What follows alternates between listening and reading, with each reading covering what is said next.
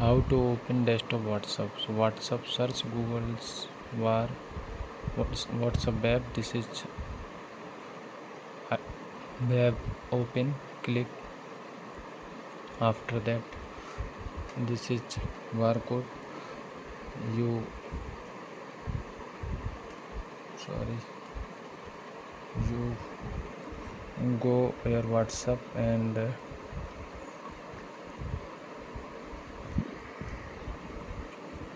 go to link and then link device, password, fingerprint. Scan here.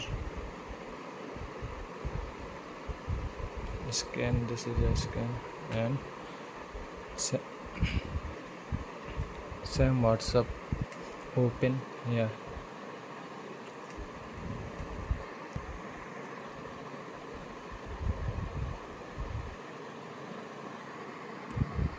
You can see my WhatsApp is open.